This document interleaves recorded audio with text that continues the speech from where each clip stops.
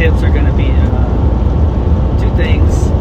One, especially with this Volvo, it's always about knowing how to drive your truck and the things that your truck can and cannot do, right? Reference yourself in the truck that you're going to be driving, or get familiar with its driving capabilities and how it drives and stuff pretty quick, so that way you can make your adjustments and whatnot. You know exactly what you need to do to get the best out of your drives. So one thing that I do know with these Volvo trucks, I haven't quite seen them in the Freightliners, and I don't think I've seen them in the Kenworths yet, but these Volvos have three different drive modes: Performance, Economy, and Economy Plus. The Economy and the Economy Plus ones, the Economy Plus is basically the default setting when you put it into when it's in the lowest gear, and it'll stay in that mode unless you tell the truck to change the mode. The benefits with the Economy Plus is exactly what you would think, right? It saves you on, it's going to use less torque to get going. You're still going to get the speed, right? It's just going to take a while to get to the speed you want it to go. And when you're dealing with slight hill incline change, it's gonna be a little difficult. It's not gonna feel that great. It's gonna push a little bit harder to maintain the speed. And you're gonna have to drop gears a few times while you're doing that. But what you're hoping to do with the Economy Plus is a little bit on fuel. Okay, so what if you don't want to use that, right? You want something that while you're going up these hills and up these hills, especially, not necessarily down, but up the hills, you want something that you're not gonna have to downshift constantly, no matter the size of the hill, right? I mean, you're gonna have to downshift if the incline is really, really steep. But if it's just like these normal, like little hill inclines, and you can feel the truck struggling to maintain speed, you just switch the drive mode here by the shift box, and you can change it. There's a little button here, and you can change it to where it says P. Right now, I was on Economy Plus. Now I'm on P, which is the Performance. It'll maintain the Performance mode so long as you don't downshift. Once you downshift, once your truck downshifts, like if you come to braking, you have to slow down. Your truck is then going to go back into Economy Plus, Economy and Economy Plus. But if you're like right now, I'm maintaining a speed of 70 right now. Like I'm not having to change my speed right now because I'm going faster than a lot of these other vehicles on the road right now. So this guy just got right in front of me, right? So he's going faster than me. So I'm not gonna drop my speed just yet. Unless he drops, then I'm gonna drop. So he's going way faster than me, so I'm not gonna have to drop my speed at all. So we'll be able to maintain our distance comfortably. But yeah, so like I'm right now maintaining my governor's speed of 70. I can't go any faster than that. With the performance on, what that helps the truck do is when we get to these little hills, you shouldn't have to downshift. It should be able to maintain the torque. It uses more torque to keep the speed up so I don't have to downshift. Now, when turn, right, what's the trade-off? The trade-off is that it might use a little more fuel. So you're not going to be saving as much. Although, I have seen, just based on the little monitors that I created here on the dash, that the fuel savings per mile, it's like half a mile. Now, the difference, I guess, would probably make a difference on longer drives. I don't do longer drives. I do about 282 miles a day. So that's all I'm doing. So really, I'm not seeing that much of a difference in the fuel mileage.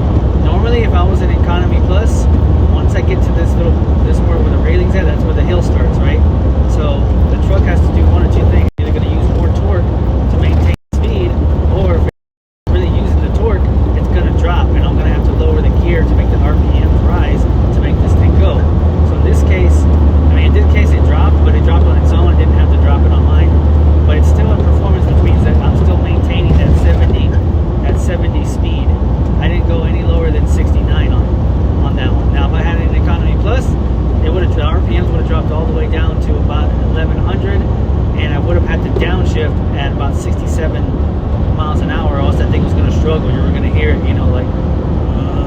So having the performance on really, really helps in these instances, especially when you do know, like I said, you know your truck, right? And you know your route. You know the kind of trucks that you're going to be driving with half the time, or trucks that do not go faster than you. You go faster than them. So instead of having to constantly be on the shifter downshifting and whatnot, you can change it to the performance mode. This is on Volvo trucks, by the way. I haven't seen these on Kenworths or on Freightliners just yet. They might be on the newer ones. I'm not 100% sure. I know on the 2023s and 2024 Kenworths, there's no drive modes. Everything is the same. But in these Volvos, there's these different drive modes for fuel mileage savings and whatnot. But the performance one allows the truck to use more torque, which then, will use a little more fuel. But it'll save you the trouble of falling behind and feeling like you're struggling on these hills and whatnot sometimes, especially the small ones. You shouldn't have to struggle on these small hills in these trucks, especially if you're going 70. But because the drive mode, it doesn't use the turbo very much on those hills unless you tell it to downshift, and then it'll switch it up and use the turbo. But in this case, it automatically says when it's going to use the turbo.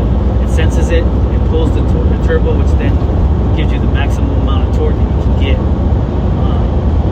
With your truck attached to a trailer. So it really helps. So if you don't know how to use your Volvo, if you're driving a Volvo and you don't know how to necessarily use your drive mode, it's not like I read about it or anything like that. I literally just learned it. I was in the truck and I was like, oh, there's 3 different modes. Now there's a little book in here that tells you about the 3 different modes. But all it really says is what the modes are. It doesn't really say what the difference is or anything. You don't really see or feel the difference until you're in the truck driving it, in my opinion. And that's why I was able to figure that out. So I got that. And so I'm feeling a lot better of that. I'm able to maintain my 70 speed a lot more using the performance. Like I said, once you put your foot on the brake and you slow down, then it goes out of the performance mode back into the economy and economy plus mode, and you have to tell it once you get your speed back up and you're cruising like I am right now, you can push that drive mode and get back to performance. Yeah, so that's pretty cool. It's just some things you figure out, as you go along. The other thing that I was going to talk about here is that especially now, this time of the year, that I found is your eyesight, man. I tell you, you gotta have your eyesight. God, that stupid shutter keeps closing. It's not moving anymore. I might have something to hold it. Let's see. That shutter thing just. Sorry about that, guys. Had some camera issues there for a minute. But yeah, eyesight. I mean, I'll tell you, your eyesight is really, really, obviously, you have to see to be able to drive. That's kind of a no-brainer. But having good eyesight is important, and I'm not even saying that you need to have good eyesight, good eyesight with with glasses and stuff. That's what I mean. I'm a person that without lenses, I'm pretty blind, but I do go and get my eyes checked at least once a year to make sure that my prescriptions are all updated and everything like that. And then I even went as far as, for the first time in my life, buying prescription sunglasses, which was here.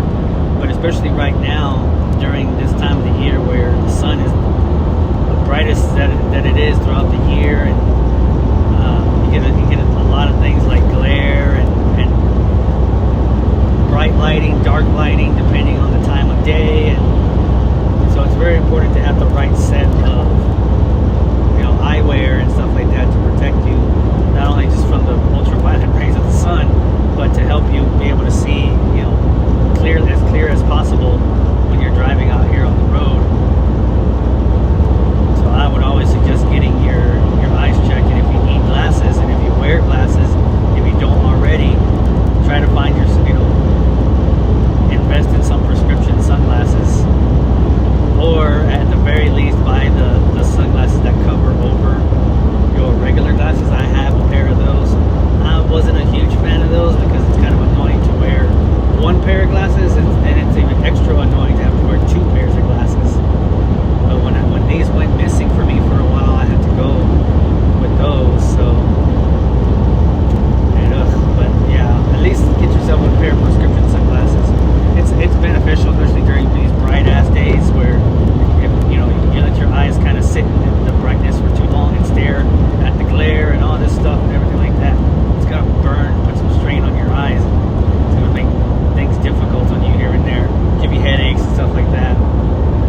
Especially out here during the day, especially if you're a day driver. If you're a night driver, it doesn't really matter that much, but if you're a day driver, then yeah, like get yourself the right pair of sunglasses and whatnot with UV protection to that way and glare protection that way you don't get hit with these massive solar flares and whatnot that make it go blind.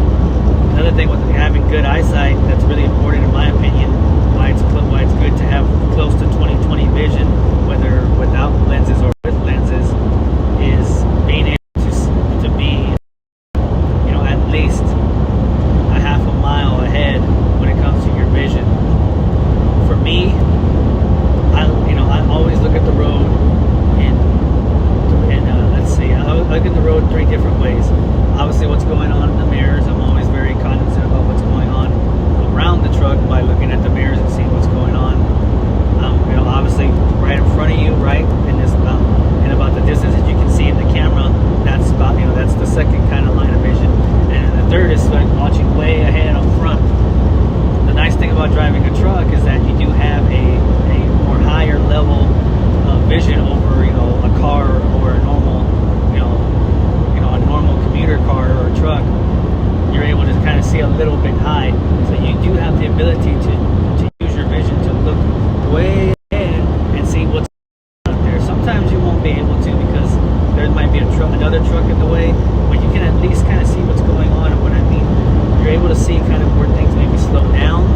If there's a slowdown ahead, you're able to see if something's going on either shoulder. So if there's something going on the right shoulder, you have enough time to get over here to the left or make a decision what you want to do.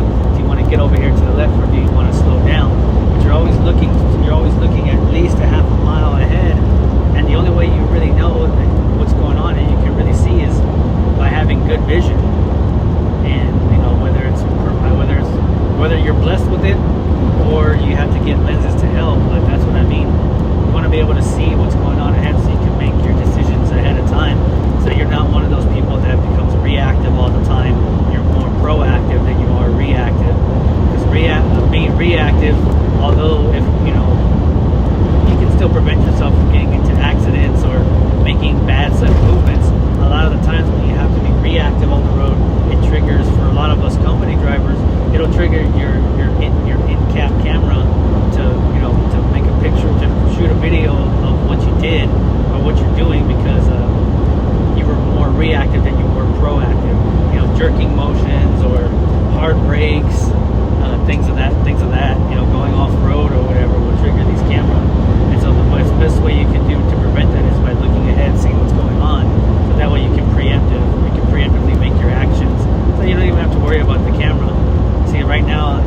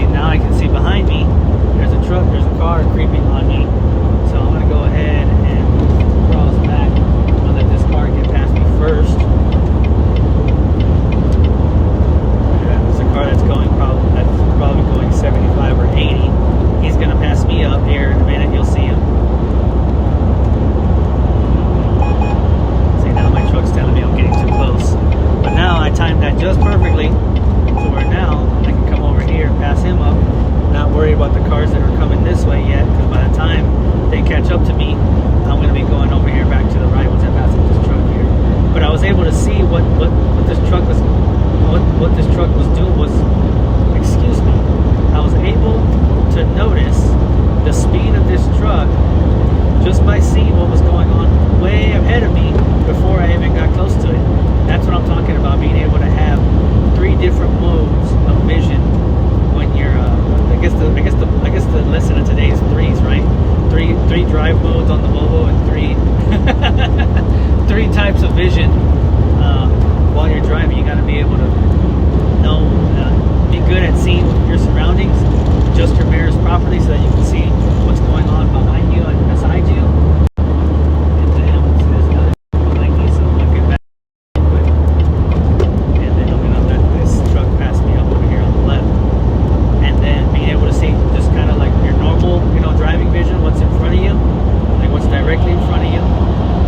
And then having that capability of vision to be able, that sound of mind to be able to look way ahead and see what's going on up there before you get to it. Because there's some instances where if you don't, you're going to catch yourself kind of keeping your vision restricted to what's going on like in front of you, just right here in front of you, like where that CFI truck is right there. You're going to keep your vision kind of locked on there, and you're going to forget to look ahead.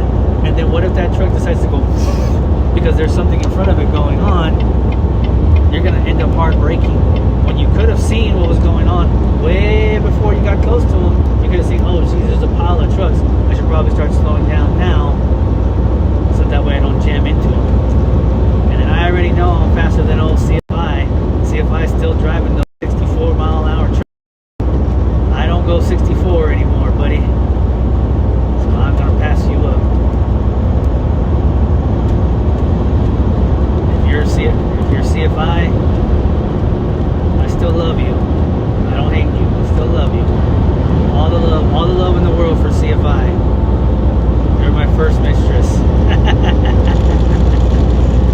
But 65, 64, still these new trucks, beautiful trucks, man. I hate that they can only go 64. Beautiful, man. But you can only go 64. Man, that locks you down. That locks you down so much. You can only go so much of a distance in one day going 64 miles an hour, man. Thank you for the flashers there, CFI. I'll flash you back.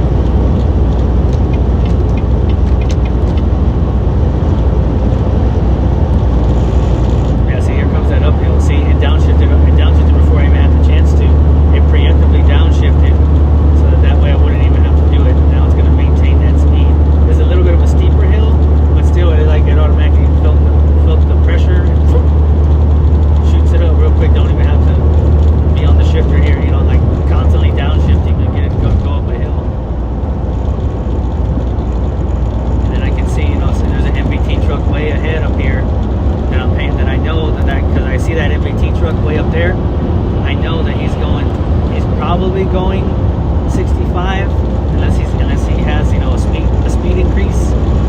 So I'm gonna have an eye out for that. And after I pass up this truck, because I'm going faster than this truck, and to just stay over here and pass up that MBT truck. That's what I'm talking about when you have eyes that go further than your normal viewing distance. Keep your eyes going further. So keep your eyes checked. Get your prescriptions updated.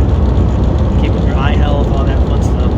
I'll be able to look over here in your mirrors at all times, see what's around you, behind you, right in front of you, and then have that vision to look deep.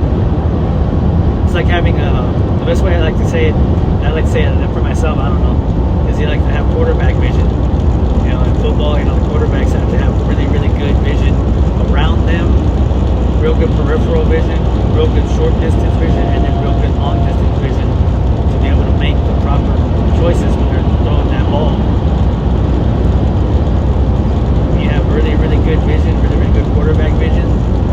You're typically going to be pretty accurate as a quarterback. You're not going to throw very many interceptions.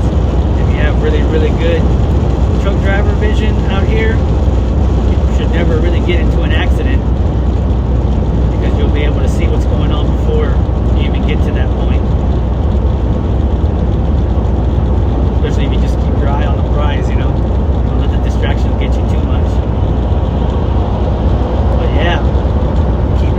Get your vision checked regularly.